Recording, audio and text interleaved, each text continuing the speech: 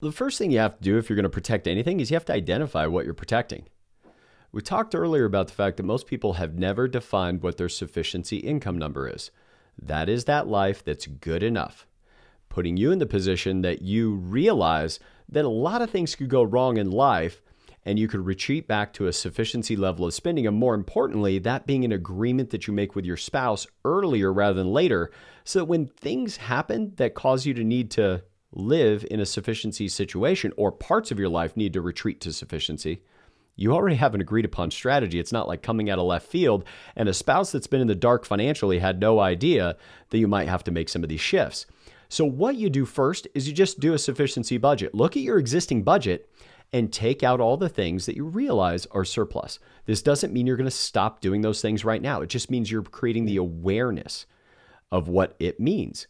Now, once you figure that out, so for this household that's $350 a year, maybe they figure out, well, we could live in an $800,000 apartment. We could make this part of our life work. We could not send the kids to private school. We could make some of these other shifts. And if they did, maybe they'd find that sufficiency for them is more like $180,000 a year. That's still not a small amount of money, but it's far and away very different from what they're currently spending. Now, $180,000, all you do to figure out your sufficiency capital is divide that by the sustainable distribution rate for money, which is 4%. So you take that number, 180,000, divide by 0.04. So if you're driving, I don't want you to wreck your car trying to do this calculation. I'll give you the answer. 3,750,000 is the amount of capital that you need to have set aside to be able to produce that $180,000 a year. Now, by the way, and in comparison, it's nearly $10 million that has to be set aside to produce the $350,000 a year that the couple's currently consuming. So you can see just having an awareness of your sufficiency number makes a difference. And I know what probably about 300 out of 1,000 people listening are thinking right now, which is, how dare you tell me not to send my kid to school? How dare you tell me not to do this or this? We aren't telling you. Only you will know what your sufficiency really is. But reality, the world may one day tell you that that doesn't work. And that's what we're trying to help save you from. And you can use them like gravity, financial mechanics, interest rates will tell you, but they won't deliver the news nearly as nicely as we are. Or in enough time to do anything about it. And that's what we're after. So once you've done the unique work of calculating your sufficiency, you can then go on to any number of simple online calculators to see if there's a gap between your current asset accumulation and your sufficiency number. And clearly, this couple, many listening, certainly a vast majority of people in the US will not be able to maintain their surplus lifestyle that they're living now on into their old age. So sufficiency will come back around one way or the other, but many won't even be able to maintain sufficiency because of how long they lived in surplus before they had financial independence. Oh, it's such a great point. And here's the thing, everybody, you may need to get help with this, meaning maybe you and your spouse are not on the same page financially, or you think you are, but you find out once you enter into some of these conversations, maybe you are not. And you can get help. You can reach out to us.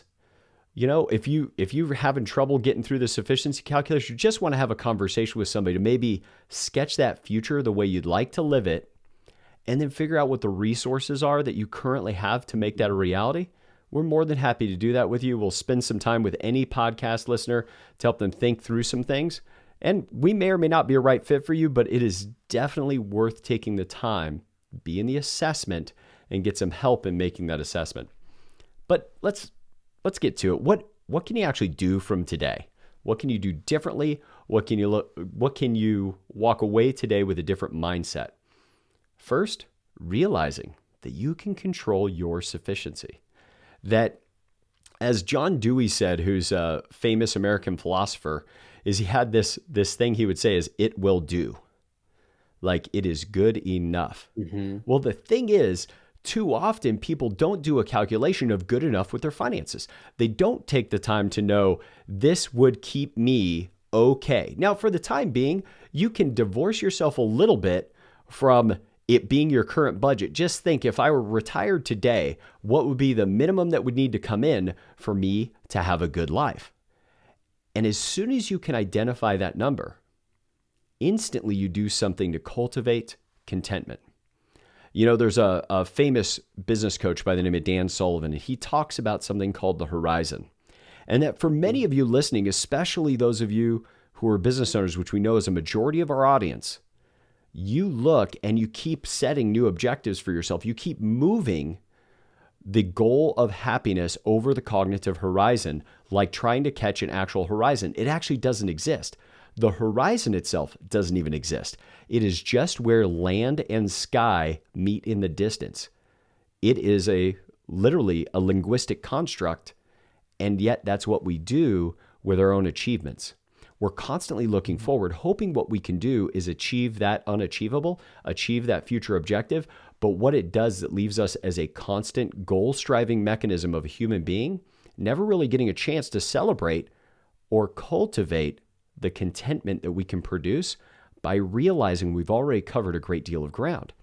And as soon as you realize that you've designed your sufficiency, that you and your spouse have chosen that this is a good enough life for us, you put yourself in a position to better appreciate the life that you have now and resist many of the urges, marketing messages, and peer pressure to consume. It puts you in the position where what you can do is sit back, realize that you have got a great life as it stands now, that you are living in surplus. When every message coming at you wants you to be dissatisfied with what you have now, get the car with the newest features, get the house with the wine cellar, get the whatever it is. And it's okay to do all of those things, but do them in the context of already realizing what your sufficiency is, because with your sufficiency, you can still build for surplus. But most importantly, you can put yourself in a position that for your long-term, definite financial independence, you can be in a position to set aside enough money to secure your sufficiency, to build your surplus, to orchestrate those decisions in a way that you have the greatest likelihood of having a good life, not for now, like this couple. They're going to have a good life right until the time they have to step off and live off their assets. And there are a reason why some executives don't have the option that they're continuing to work until their late 60s and 70s.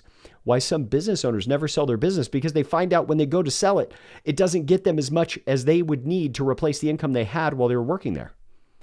In fact, what you can do is realize, here's my sufficiency. I'm going to build the surplus.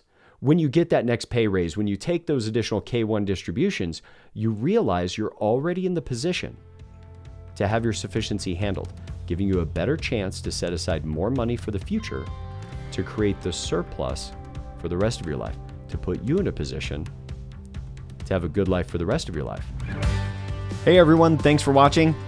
Be sure to subscribe, ring that bell, and when you get a moment, pick up my book on Amazon, Sound Financial Advice. It's the kind of book that's easy to read, but hard to forget all the knowledge you learned.